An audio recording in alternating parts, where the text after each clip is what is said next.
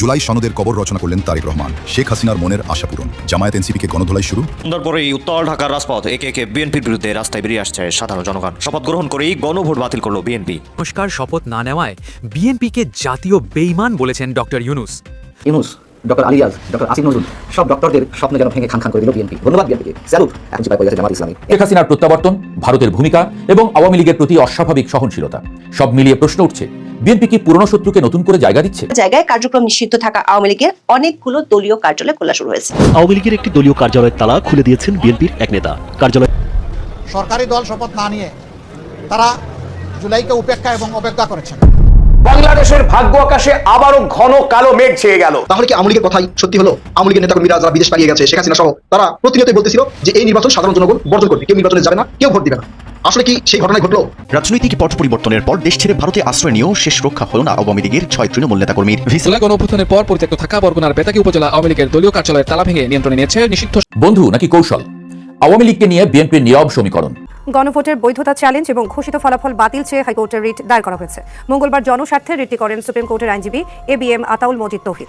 আসসালামু আলাইকুম, জানিয়ে দিব এই মাত্র সর্বশেষ গুরুত্বপূর্ণ আপডেট খবর। দর্শক, এত সময় শুনছিলেন সংবাদ শিরোনাম, এবার থাকছে বিস্তারিত। তার আগে ছোট্ট একটা রিকোয়েস্ট করতে চাই, যারা এই ধরনের নিউজ দেখতে ভালোবাসেন দেন আগে চ্যানেলটি সাবস্ক্রাইব করে বেল আইকনটা অল করে দিবেন। তাহলে কথা লম্বা না চলুন ভিডিও শেষ পর্যন্ত দেখতে থাকি।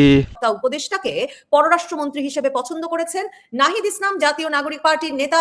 তিনি বলেছেন যে এটা একটা সরাসরি প্রমাণ যে নির্বাচনে ইলেকশন ইঞ্জিনিয়ারিং হয়েছে, এবং তিনি প্রশ্ন তুলেছেন যে তারা ছাত্র উপদেষ্টা হিসেবে যদি পদত্যাগ করেন নির্বাচনকে নিরপেক্ষ করতে, তাহলে ইউনূস সরকারের একজন উপদেষ্টাকে পরবর্তী সরকারে নেওয়ার বিষয়টি বৈধ হয় কি করে?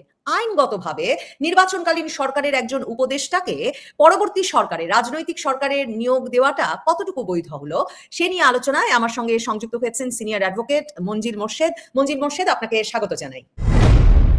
অ্যাডভোকেট মঞ্জিল মোর্শেদ, কতটা বৈধ হলো খলিলুর রহমানের এই নিয়োগ অন্তর্বর্তীকালীন সরকার একটা নির্বাচনকালীন সরকার থেকে রাজনৈতিক সরকারে? কারণ বাংলাদেশে এর আগে যত তত্ত্বাবধায়ক সরকার এসেছেন তাদের কোনো উপদেষ্টা কিন্তু পরবর্তী রাজনৈতিক সরকারে যুক্ত হন নাই। এটা কি বৈধ হলো, আইনগতভাবে সিদ্ধ হলো খলিলুর রহমানের নিয়োগটা?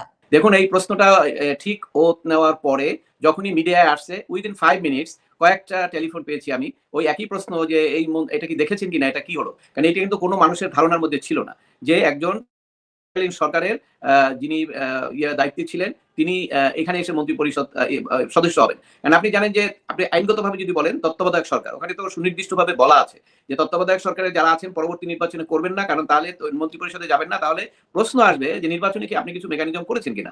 তো নাহিদ ইসলাম তো এই প্রশ্নটা ঠিকভাবেই মনে হয় ছুড়ে দিয়েছে যে উনি যখন সরকারে ছিলেন তাহলে কি বিএনপির জন্য উনি কোনো কাজ করেছেন কিনা। এই প্রশ্ন সবাই করতে পারে। তো এখন দেখেন, মন্ত্রী পরিষদ নির্বাচন করার সম্পূর্ণ এখতিয়ার হলো প্রধানমন্ত্রী। এখানে আসলে বাইরের কারো কোনো কিছু বলার নাই, এবং একমাত্র মন্ত্রিত্বের ব্যাপারে এটা যেহেতু রাষ্ট্রের পলিসি ব্যাপার, অতএব এখানে আরো একটা সমালোচনা আসবে, যেটা আমি একটু আগেও একটা মিডিয়ায় বলেছি।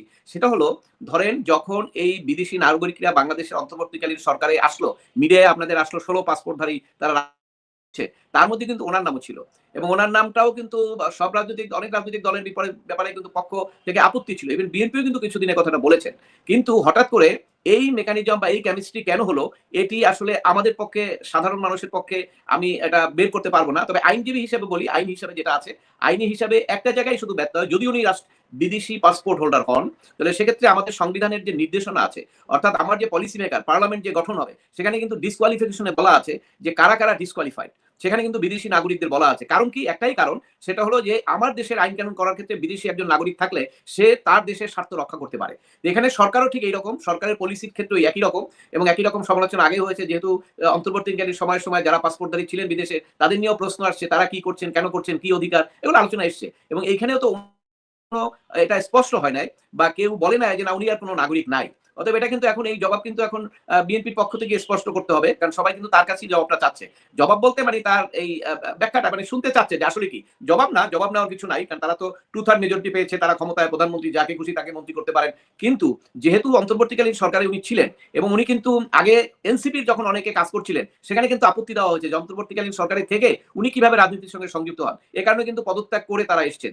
অর্থাৎ তারা যদি পদত্যাগ করে এসে থাকেন, তাহলে উনি তো গতকালকে কি ছিলেন, শপথের আগে উনি কি ছিলেন? উনি তো কোথাও থেকে পদত্যাগ করছে আমাদের জানা নাই। এখন পেপার যদি একটা ইউনুস সাহেবের কাছে দিয়া থাকে গতকালকে, ওটা তার ন্যাশন আসে না, জাতির কাছে আসে না। তো সেক্ষেত্রে উনি তো ছিলেন স্টিল ইউনুস সাহেবের খুব ঘনিষ্ঠ লোক, এবং বিশেষ করে আন্তর্জাতিক ক্ষেত্রে এই যে ডিলিং গুলো হয়েছে, আপনি জানেন যে অনেক চড়াই পাত্রায় বাংলাদেশ এখনো আপনার ভূ রাজনীতির ইয়ের মধ্যে থেকে বেরোতে পারেনি। যদিও আমরা গণতন্ত্রের ট্রেনে উঠে গেছি, কিন্তু এখানে অনেক জটিলতা আছে। কিন্তু তারপরেও ভূ রাজনীতির যে প্রত্যক্ষ যে আপনার যে আপনার প্রত্যক্ষ যে তাদের এক ধরনের মনিটরিং করার চিন্তা বা এক ধরনের প্রত্যক্ষভাবে আমাদেরকে পরিচালিত করার সুযোগ, এগুলো যে এখনো শেষ হয়ে গেছে এটা মনে হয় না। কারণ সেটা যদি হতো তাহলে একজন আমেরিকান সিটিজেন, যেটা বলা হচ্ছে, এবং উনি আমেরিকার সঙ্গে খুব ভালো সম্পর্ক, আমেরিকার বিভিন্ন পারপাস এখানে ওনার পক্ষে পারপাস গুলো সার্ভ করা হচ্ছে, এটা তো আপনারাই মিডিয়ায় বলেছেন, এদেশের মানুষও বলেছে। তো হঠাৎ করে তো ড্রেস চেঞ্জ হয়ে যায় না, তাই না? হঠাৎ করে স্কিনও চেঞ্জ হয়ে যায় না। তো এখানে কেন আসলো? এই কারণে কিন্তু জনগণের মধ্যে অনেকের মধ্যে এই প্রশ্নটা আছে। এটা মিডিয়ায় ব্যাপক আলোচনা হচ্ছে যে কি ব্যাপার, এখানে এই জায়গাটাকে কেন আসলো। এটা ছাড়া কিন্তু মন্ত্রিপরিষদ যে গঠন করা হয়েছে,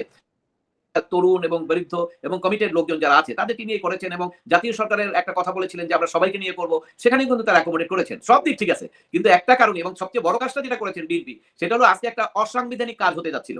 সেটা হলো এই আপনার সংবিধান পরিষদ, যেটা আপনার প্রেসিডেন্সিয়াল অর্ডার, যেটা আমি আগেও বলেছি, ওই অর্ডারটা ইল্লিগাল, ওটা প্রেসিডেন্ট জারি করতে পারেন না। এবং ওই অনুসারে ওখানে বলা আছে যে শপথ নেওয়ার জন্য সংসদ সদস্য হিসেবে শপথ দিবেন এবং সংবিধান সংশোধনকারী হিসেবে শপথ দিবেন সংশোধন পরিষদের। তো সেই পরিষদের প্রশ্ন যখন আসছে, বিএনপি কিন্তু বলেছে যে না, এটা সংবিধানে নাই, এটা আমরা এই শপথ দেব না। এটা একটা যথার্থ কাজ করেছেন, এই জন্য কিন্তু তারা প্রশংসাও পাচ্ছেন, কারণ আইনে যেটা নাই সেটা কিভাবে করবেন। অবশ্যই এখানে হঠাৎ করে দারুণ একটা কাজ করেছেন তো বটেই, মানে সংবিধানের পক্ষে সুস্পষ্টভাবে আসলে নতুন প্রধানমন্ত্রী এবং এই নিরঙ্কুশ সংখ্যাগরিষ্ঠতা পাওয়া দলটি দাঁড়িয়েছে। সে প্রসঙ্গে একটু বাদে তো কথা বলবোই, কিন্তু খলিলুর রহমানের প্রসঙ্গটা যে আপনি এনেছেন একদম ঠিক। মানে মে মাসে এই বিএনপি একদিকে যেমন এপ্রিলে ওনার জাতীয় নিরাপত্তা উপদেষ্টা নিয়োগের পর থেকে কিন্তু সালাউদ্দিন আহমেদ, রুহুল কবির রিজভিরা বক্তৃতা দিয়ে বলতে শুরু করলেন যে ইউনুসের কোনো আক্কেল জ্ঞান নাই, তাই বিদেশি লোককে এনে জাতীয় নিরাপত্তা উপদেষ্টা বানিয়েছেন। এই শব্দটাই ওনারা ব্যবহার করেছেন, আক্কেল জ্ঞান নাই। এরপর আপনার মনে থাকবে খলিলুর রহমান বলেছিলেন উনাকে বিদেশি বললে উনিও তারেক রহমানকে বিদেশি বলতে পারেন। কিন্তু এবারও যখন উপদেষ্টারা তাদের সম্পদের হিসাব দিয়েছেন, তখনও তিনি বলেছেন তার এবং তার স্ত্রীর সকল সম্পদ মূলত যুক্তরাষ্ট্রে। বিদেশি হলে মন্ত্রী হওয়া যাবে না, সেটা তো বাংলাদেশের সংবিধানে লেখা আছে। কিন্তু এখন কি আদালতে কেউ এই প্রশ্ন তুলতে পারেন কিনা যে এই অন্তর্বর্তীকালীন সরকারের না হয় কোনো সাংবিধানিক ভিত্তিই ছিল না, কিন্তু নির্বাচনকালীন সরকারের যে রেয়াজ, যে প্রেসিডেন্স, সে অনুযায়ী একজন অন্তর্বর্তীকালীন নির্বাচনকালীন সরকারের উপদেষ্টা মন্ত্রী হলে একটা বড় ধরনের স্বার্থের সংঘাত, কনফ্লিক্ট অফ ইন্টারেস্ট। আইন তো সেটাকে বড় ধরনের ব্যত্যয় বলে মনে করে যে কোনো দায়িত্বপূর্ণ পদে থাকলে।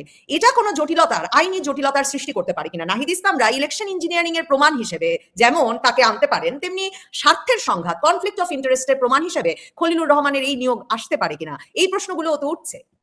হ্যাঁ, স্বাভাবিক। আপনি জানেন, যেহেতু আমরা একটা অনির্বাচিত সরকারের নিকট থেকে একটা সাধারণ নির্বাচনের মাধ্যমে আমরা গণতন্ত্রের লাইনে চলে আসছি, কাজে এখন কিন্তু কোর্ট কাছারির বিষয়টা অনেক বেশি আসবে। কারণ আপনার যখন অনির্বাচিত সরকার থাকে, সেটা তো আইনগত ভিত্তি নাই, এই জন্য হয়তো কোর্ট কাছারিতে বেশি কেউ যায় না।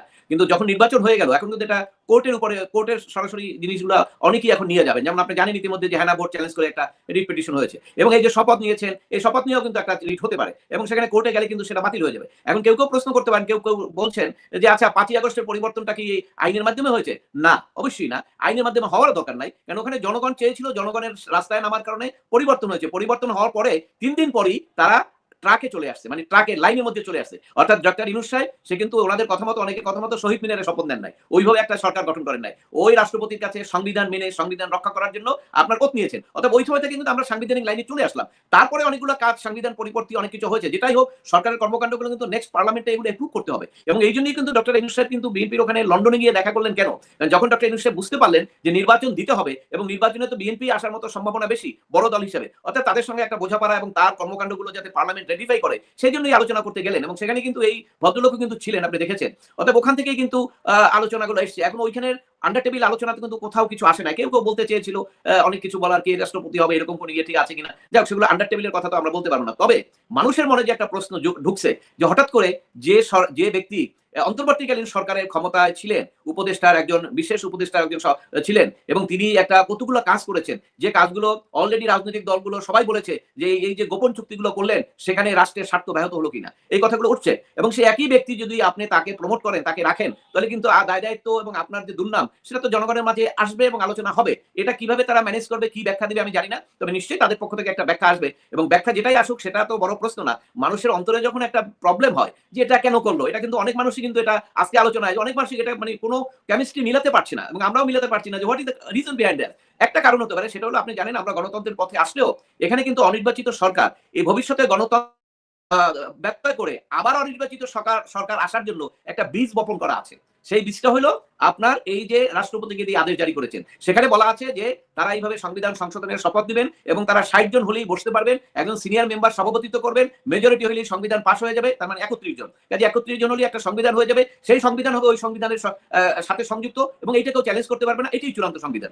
এই যে এই যে বীজগুলো রাখা হয়েছে এবং সেই অনুসারে কিন্তু শপথ হয়ে গেছে। এখন যদি ধরেন হঠাৎ করে এখন যদি বিএনপি, জামাত ইসলাম, অন্যরা যদি আজকে সভায় বসে যে বলে যে আমাদের তো ওই গেজেটে এই জিনিসটা আছে, এই তখন কি করবে? তখন ওখানে তো তারা প্যারালালি কিন্তু ওটা করতে পারে। ওই বীজটা কিন্তু এটা রাখা হয়েছে এই জন্যই যাতে কোনো একটা যে কোনো একটা প্রেসার ক্রিয়েট করা যায়, কারণ বাংলাদেশ এখনো ইন্টারন্যাশনাল পলিটিক্সের বাইরে আমরা যেতে পারি না, আমাদের উপরে অনেক মেকানিজম চলছে। অতএব এই মেকানিজমের একটা উদাহরণ হিসেবে মনে হয় যে এই বীজটা বপন করে রাখা হয়েছে এবং আলটিমেটলি এই যে নিয়োগ করা হলো সেটাও মনে হয় ওটার সঙ্গে রিলেটেড থাকতে পারে। আমি জানি না কি পর্যায়ে কেন হয়েছে, কিন্তু আমি ব্যক্তিগতভাবে মনে করি যে আসলে বিএনপির পক্ষ থেকে সবই খুব ভালো হয়েছিল, কিন্তু এই নিয়োগটা একটু চোখে লাগছে যে এটা আপনি কি বললেন, মানে জুলাই সনদ তো আসলে পড়ে পড়ে এবং বিভিন্ন জায়গা থেকে খুঁজে খুঁজে কারো পক্ষে পূর্ণাঙ্গভাবে জানা বোধহয় সম্ভব না, কিন্তু আপনি কোন ষড়যন্ত্রের কথা বললেন? মানে তার মানে সংখ্যাগরিষ্ঠতা পাওয়া দল সংবিধান সংস্কার পরিষদের সদস্য হিসেবে শপথ নেয় নাই, জামাত নিয়েছে, এনসিপি নিয়েছে, এখন তারা মিলে সংবিধান সংস্কার পরিষদের সভা ডেকে বসে পড়তে পারবে এবং তারা সংবিধান সংস্কার করে বলতে পারবে এই সংবিধান সংস্কার হয়ে গেছে। এই অবস্থা, এই ব্যবস্থা রাখা হয়েছে জুলাই সনদে। হ্যাঁ, কেন এটা আপনারা দেখেন না? আমি তো আরো অর্ডার হওয়ার পর থেকেই তো আমি তো বিভিন্ন মিডিয়ায় বলছি, আমি তো অনেক রাজনৈতিক নেতার সঙ্গে আলাপ করেছি, যদিও এটাকে কেউ ইগনোর করেছেন যে আমরা যখন জিতে যাব তখন এগুলো কোনো পাত্তা থাকবে না, হয়তো বা থাকবে না, কারণ জামাত ইসলাম তো একটা বড় সংখ্যা পেয়েছে, তারা হয়তো ওই পলিটিক্স করতে গেলে, কনস্ট্রাকটিভ পলিটিক্স করতে গেলে ওই লাইনে হতে যাবে না। কিন্তু আপনি খোঁজেন, আদেশটা বের করেন, ওখানে লেখা আছে তো 60 জনই বসতে পারবে। এটা আপনার স্পিকারের সভাপতিত্ব করতে হবে না, 60 জনের মধ্যে যে সিনিয়র 77 জন এরই মধ্যে আছে। হ্যাঁ আছে, তারা তো ইচ্ছা করলে বসতে পারে। ওই যে বীজটা বললাম না, বীজ বপন করে রাখা হয়েছে এবং সেই কারণে এই যে ইমব্যালেন্স করার জন্য যে এখন যদি প্যারালাল গভর্নমেন্ট হয়, তারা তো সংসদে বসে যাবে, মেজরিটি ভোট পেয়েছে, তারা যদি বলে যে আমরা একটা সংবিধান সংশোধন করে দিলাম, তবে হ্যাঁ এটা করতে পারে, কিন্তু এটা আদালতে টিকবে না। আপনার ইভেন এই কারণ আপনি জানেন যে আদেশটা জারি করেছে, এই আদেশটাই রাষ্ট্রপতির কোনো ক্ষমতা নাই, কারণ রাষ্ট্রপতি প্রেসিডেন্সিয়াল অর্ডার জারি করতে পারেন না। কেন পারেন না? কারণ হলো রাষ্ট্রপতি যখন সংবিধান থাকে না তখন করতে পারেন, এবং সংবিধান সাসপেন্ড থাকলে মার্শাল অথরিটি করতে পারেন এই কাজগুলো, কিন্তু যখন সংবিধান আমার আছে তখন একটা প্যারালাল সংবিধান সংশোধন করার জন্য ব্যবস্থা নেওয়ার কোনো সুযোগ নাই। যদিও বিএনপির পক্ষ থেকে এটা আগেও বলা হয়েছে, তারা আস্তে আস্তে বলেছেন যে আমরা তো সংবিধান সংশোধন জানি আর্টিকেল 42 তে হয়, আমরা তো সেইভাবেই করবো, এটা সবসময় বলে আসছেন, বিশেষ করে সালাউদ্দিন সাহেব, তারপরে আপনার খসরু সাহেব, ওনারা কিন্তু এগুলো বলে আসছেন, আমরা এগুলো দেখেছি এবং এটাই সত্য। এবং এই কারণেই কিন্তু সংবিধানে নাই দেখেই কিন্তু ওনারা এটা আজকে এই জিনিসটা তারা শপথ নেন নাই, এবং শপথ না নেওয়ার রাষ্ট্রপতির আদেশ নাই সংবিধানে, গণভোট নাই সংবিধানে, গণভোটের বৈধতা নিয়ে যে রিট হয়েছে আদালতের পক্ষে তো আসলে কোনোভাবে বলা সম্ভব না যে গণভোট বৈধ। কাজে এই গণভোটের বৈধতা নিয়ে রিট হয়েছে, এসব যখন হয়ে গেছে তখন কি মানে জুলাই সনদের এক রকমের কবর হয়ে গেল কিনা এই বিএনপি এই জুলাই সনদ বাস্তবায়নে সংবিধান সংস্কার পরিষদের সদস্য হিসেবে শপথ না নেওয়ার মাধ্যমে? না, এটা একদম সত্য না। এটি এই ট্যাগ দেওয়ার জন্য একটা গ্রুপ এটা বলতেছে, কিন্তু আমি দেখছি জুলাই সনদ বলতে কি সব রাজনৈতিক যেগুলো ঐক্যমত হয়েছে। আপনি জানেন যে বিএনপি যখন সিগনেচার করেছে 1 পাতা দেওয়া হয়েছিল, এবং তারা জানে তারা আগের দিন যেগুলো ঐক্যমত করেছে এটাই হলো এটার পার্ট, কিন্তু ওনারা কিন্তু এটা চেঞ্জ করে ফেলছে। তখন তারা কিন্তু বলছে যে সরকার প্রতারণা করছে। কাজে জুলাই সনদের ধারাগুলো কি ওইটা তো বলা হয় না, কাজে ওইটা তো কোনো ভ্যালু জানিই না পাবলিক। এখন সেখানে প্রশ্ন আসবে তাহলে এখানে বিএনপি আগে থেকে স্ট্রংলি কেন বললো না? দেখুন, রাজনীতির মধ্যে তো অনেক মেকানিজম আছে, অনেক পলিসি নিতে হয় নির্বাচনে জেতার জন্য, সেই জন্য হয়তো তারা বলে না যে নির্বাচন হলে তো সংবিধান অনুযায়ী দেশ চলবে, আমার আগে থেকে বলার কি দরকার? কারণ যখনই বলবে যে হ্যাঁ ভোট দিয়েন না, প্রথম কিন্তু প্রশ্ন তুলছে যে তারেক রহমান সাথে হ্যাঁ ভোট দিতে বলে না, সাথে সাথে কিন্তু তারা বলছে হ্যাঁ ভোট দেন। কারণ ওই যে রাজনৈতিক মার্কেটের মধ্যে ভোট কমানোর জন্য তারা তো বিএনপির ভোট কমানোর জন্য অনেক মেকানিজম, সোশ্যাল মিডিয়ায় আপনি দেখেছেন অনেক মেকানিজম করেছে, বিশেষ করে বিএনপির চরিত্র হনন, তারপর বিভিন্ন প্রার্থী অনেকগুলো চেষ্টা করে ভোট কমানোর চেষ্টা করেছেন, এবং কিছু যে সাকসেস হন না তাও না, কারণ তাদের ভোট তো অনেক বেশি পেয়েছে, তাদের যা ভোট ছিল তার চেয়ে অনেক বেশি ভোট পেয়েছে। সেই জায়গাগুলোতে রাজনৈতিক কারণে হয়তো বলে নাই, কিন্তু আজকে যখন আমরা একদম সাংবিধানিক স্টেজে আছি, একদম ফাইনাল জায়গায়, তখন আমি এই সংবিধানের বাইরে আর কোনো কিছু করার নেই। এখন একটা কেউ বলতে পারে তাহলে ওই যে সরকার গঠন করলো এগুলো কি সব অবৈধ হয়ে গেছে? নো, অবৈধ হয়ে যায় না। এটা এই পার্লামেন্ট বসার পরই এই 8ই আগস্ট থেকে আজকে পর্যন্ত ওত নেওয়ার আগ পর্যন্ত সরকার যত কাজগুলো করেছে সেগুলো বিএনপি দেখবেন এটা রেটিফাই করে দেবে, বলবে এটা সংবিধানের পার্ট, এটা আপনার এটা সংবিধানের অংশ, অর্থাৎ বৈধতা দিবে তারা। এই বৈধতা না দিলে তো আর তাদের মধ্যে বৈঠক হওয়ার কোনো প্রশ্ন থাকতো না। আর আপনি যেটা বলছেন যে জুলাই সনদ কবর, আমি তো মনে করি যে জুলাই সনদ কবরের প্রশ্নই আসে না, কারণ জুলাই সনদের ব্যাপারে যে বিষয়গুলো বিএনপি 31 দফায় বলছে, তারপরে তাদের যে ম্যানিফেস্টো দেখেন, ম্যানিফেস্টোর মধ্যে তো সব সব আছে, অর্থাৎ জুলাই সনদের 90% তো এখানে আছে। 10% যেটা বিএনপিকে দিয়ে জোর করে করানোর কথা ছিল বা অন্যরা কেউ চেষ্টা করছিল ওইটা করে, আসলে আমি আমার অ্যানালাইসিস, আমি জানি না, আমি রাজনীতিবিদ না, কিন্তু আমার আইনজীবী হিসেবে মনে হয়েছে ওই জায়গাটাই আসলে একটা বিতর্ক করে নির্বাচন যদি না হয়, অন্তর্বর্তীকালীন সরকার আরো যদি বেশি দিন থাকতে পারে এই চেষ্টা করেছিল। কিন্তু সালাউদ্দিন সাহেবের অত্যন্ত এবং সে খুব টেকনিকের কারণে সে কোনো উচ্চবাচ্য না করে যা যা বলছে হ্যাঁ ভোট ঠিক আছে, সব আস্তে আস্তে সবকিছু এগিয়ে নির্বাচনের দিকে নিয়ে আসে। কারণ নির্বাচন হওয়ার পরে, রেজাল্ট হওয়ার পরে এখন ওনাদের বলার সুযোগ আছে। 2/3 মেজরিটি কম কথা না। 2/3 মেজরিটি কি বলছে? বিএনপি যেগুলো দিয়েছে, যা যা করবে, এই যে আপনার ডেপুটি স্পিকার করবে বিরোধী দল থেকে, তারপরে প্রাইম মিনিস্টার মেয়াদ 2 বছর 10 বছরের বেশি হবে না, 2 টার্মের বেশি হবে না, তারপরে আপনার স্ট্যান্ডিং কমিটিতে বিরোধী দলের লোক থাকবে, এগুলো তো অলরেডি তো বিএনপি পক্ষ থেকে নেতারা বলে দিচ্ছেন যে আমরা এগুলো করব।